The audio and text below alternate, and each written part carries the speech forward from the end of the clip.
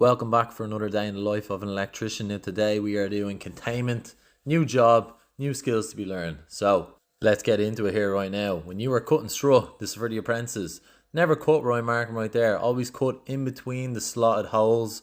Between each slotted hole is 50 mils. So every time you're cutting a strut, your measurement needs to be 50, 150, 200, 250. And that just goes on forever. So there's a good tip. Now here's an unbelievable tip for anyone who doesn't know this.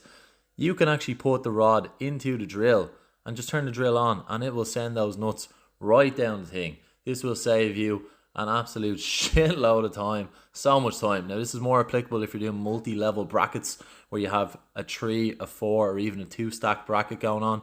This will just save you so much time. As the great Bill Gates once said, find a lazy person to do the job and they will find the easiest way to do it.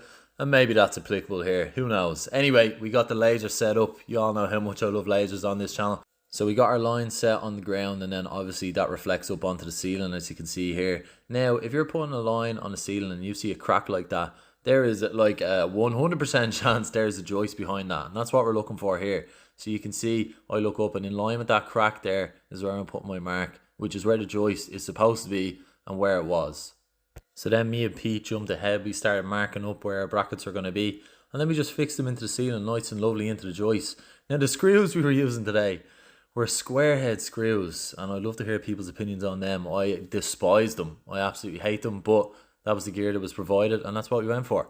Then it was time for a bit of lunch. Now I've seen these things around but I'm basically sold on it at this stage. P had like a heated up lunchbox. It plugs in. You can also get the car charger, but the boss isn't going to let us sit in the van for 20 minutes heating that one up. But they are class and you can get them on Amazon, I think. Anyway, jump back into it, started cutting up a few rods myself. I like to get in the mix, you know how it is. And then for the apprentices out there, you better file down the rods before you hand them to a qualified lad. Don't do it this way, but file them down. And then we had to just get our stuff up into the ceiling, as you can see here.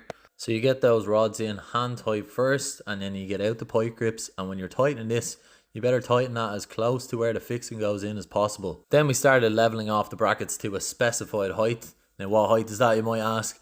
It's whatever height I decided because that's just how it is these days. Anyway, we got the square washers in line, and if you're tightening these and square washers fall out of line as you're tightening, you should do a little bit above and then a little bit below and keep doing that until it gets as tight as it needs to be. Now here's a quick little tip for the apprentices. When you put up brackets, get that tray up straight away. Just put tray on top of it. It looks like you have loads done even though none of it is fixed down.